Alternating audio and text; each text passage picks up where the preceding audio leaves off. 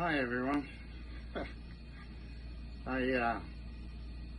It's Sunday afternoon, the 9th of November the 9th, and I just wanted to tell you about the sort of treatment so you understand what I'm going through, how the treatment works. I've just done a full week, 5 days of radiation, and one day on a Wednesday, which is starts with radiation, and then I go to chemo, and that's a long day. It's Monday.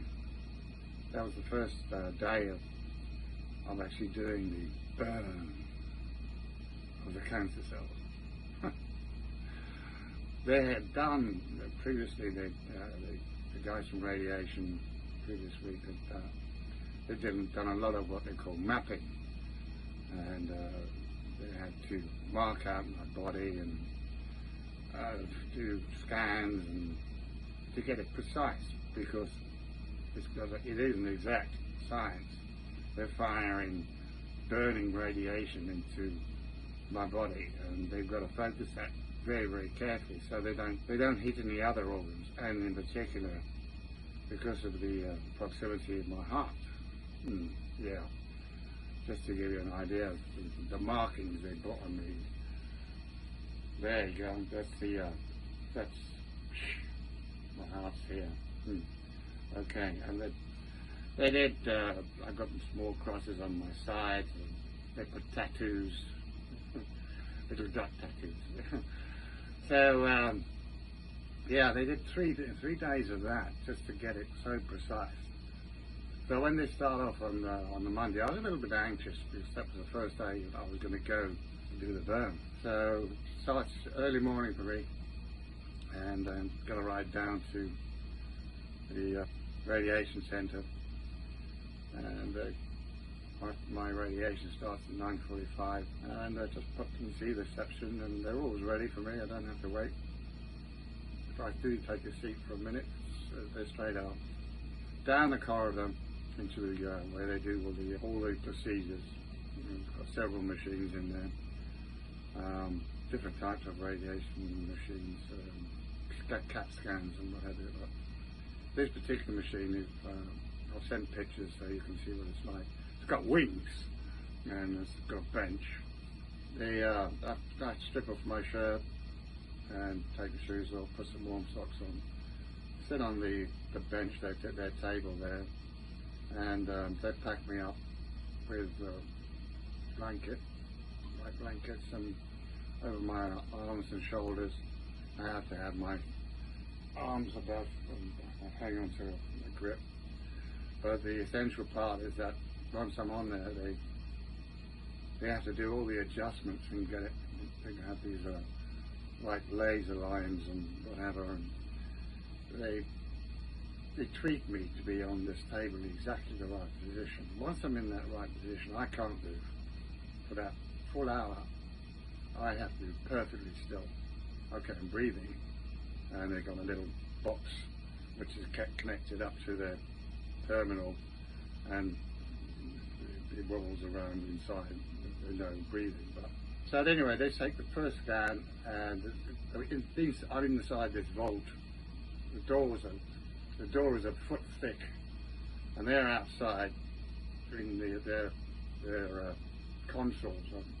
It's like a whole bunch of computer terminals, and there's 3 or 4 seats there, and there's three or four ladies there, the radiation technicians. And they talk to me, they see me on video, they talk to me on speaker, and they give me the instructions. So they set up, turn the lights off, I'm lying there, and the machine goes round, and then they position it. Sometimes when they're positioning it, the table sort of that I'm lying on, it judders. They're obviously pushing the button, and they're fine-tuning me into an exact position, because they've got to fire this thing with accuracy of almost the thickness of a hair. So they're only aiming at the cancer. Don't want to hit my heart. That would be That would be a negative thing, I think. So, anyway, so then the old employee asked me to hold my breath, take a breath, and hold. And everything's still.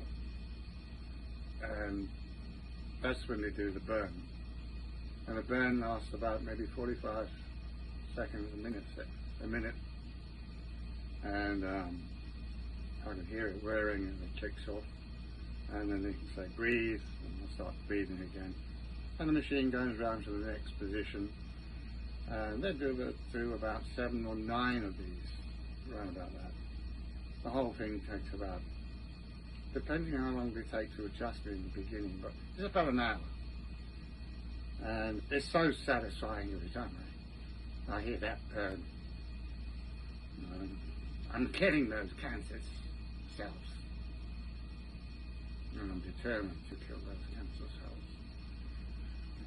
Anyway, so then they turn the lights on, they come in and gently help me to sit up and get off the table. And I'm a bit shaky. I'm always shaky. Not a bit, I'm shaky. Okay. I have to orientate myself before I try to stand up and do just a couple of minutes, and then I'll wander over through and put my shirt on, get myself fitting. Off I go and get a ride back. The after effects when I get back to the boat, I'm always tired, weak, and I just generally lie out in the salon, and I may be texting people, but I just drop off to sleep. I'm tired, and sometimes I wake up again and something with a text or something, but then I drop off again. So, but by about 3 o'clock, and I can't. That's the other thing. I can't drink. Getting water down. You know, I just try to swallow water, but no, it's that's a side effect. I can't swallow it. Can't get anything down. But by about 3 o'clock, getting a little bit better, and then I can get some water down. It's essential that I try and keep hydrated. I try to drink at least 3 or 4 bottles of water a day. Sadly, I can't get any kind of food down. Nothing anymore. What happens is, just to get it into my throat and to actually swallow is difficult. Just to get that initial swallow. And then it goes into my esophagus and I start hiccuping. And it feels stuck. It feels stuck, and then I regurgitate. Yeah. So I haven't eaten anything for 2 weeks. I think the last time I had a scrambled egg was a couple of weeks ago. But I've got these Boost, and they're 530 calories and 22 grams of protein. They've got vitamins and minerals. Anyway, I'm trying to get about 4 of these a day. That's what I'm dining on, basically, because they're very concerned about me losing weight. I am losing weight. They weigh me up every day, and every day I'm down. So only a few ounces or pounds, but still going down.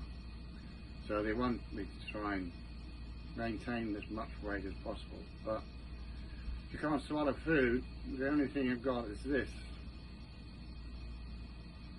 And even when I initially come back from the radiation, I can't find it difficult to get these done. But I get them done in the afternoon, so that's fine. That's helping. So then by about 5 o'clock in the afternoon, I'm feeling a little bit better, and I try to do something and take Dallas for a walk, then come back and, well, there's no cooking to do. I try and keep the boat a bit tidy, and watch TV and doze until I go to bed. Sleeping can be difficult. I don't sleep well. I've got a regime of drugs as well, which is complicated. and I have to follow it. I have to make notes of times I take each pill, and some are four times a day, and with 8 hours in between. Yeah, it's a mission. So, but I have to do it. I have to monitor it, make sure everything's going as it should be. The chemo day, well, that's slightly different. I go in, and Wednesday I do the chemo. That starts off with, I go there at 9:30, and I do the radiation first, and then I wander into after that I wander into the infusion centre, and there's a nurse there that takes me up, and she weighs me, does all my vital signs, and takes blood. Yeah, takes a load of blood, and about 6 or 7 vials of blood, and then that goes to be checked. And while that's being checked, I go up to see a chemo oncologist, Dr. Brossett. He checks all my blood work, and then he issues the prescription for the chemo. And so I go back down to the infusion centre. That's a busy little vestibule. It's very pleasant, nice area, lots of people. I mean, it's quite surprising. I mean, it's sad actually. There's so many people there for cancer treatment, and not just older people like myself, but young people and whatever type of cancer they've got. It's sad to see so many people with cancer. Anyway, and then Dave, he's the senior nurse there, and he'll come along, and then I get into my little cubicle, I've got an armchair, and they got a tripod on wheels with that distributes all the chemicals from. And then Dal, she's the manageress there. Everything's double checked. The pharmacist issues the drugs.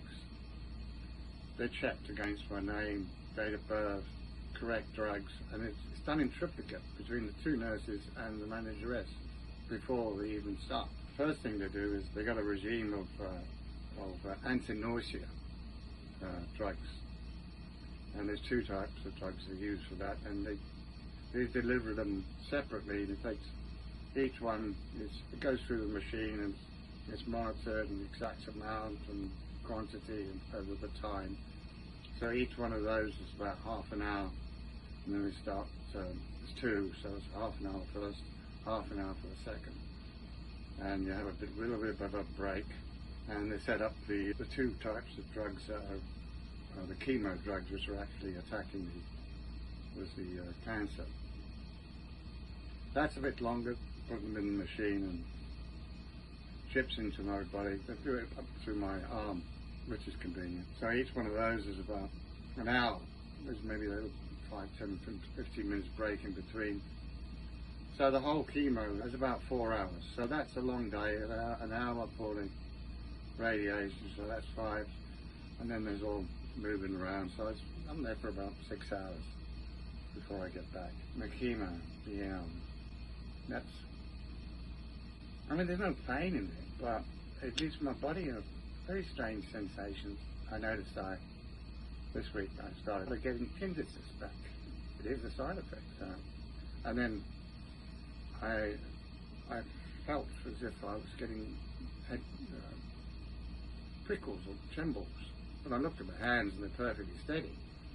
But obviously it's the nerves inside.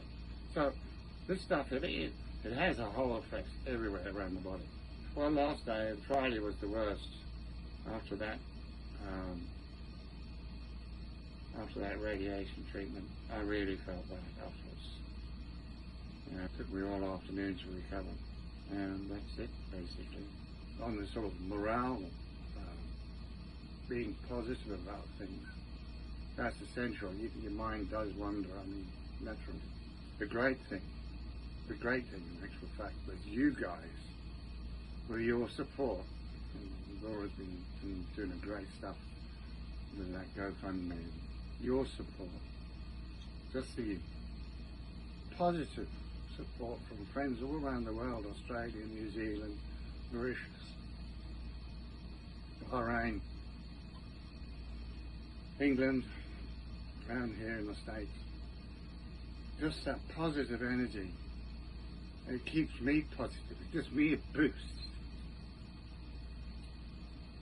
Yeah, boost. As if, I'm not fighting this alone. I'm determined to beat it. Yeah. So yeah, your support has been fantastic. Just to help me be more positive, knowing that I'm not going through this. I hope.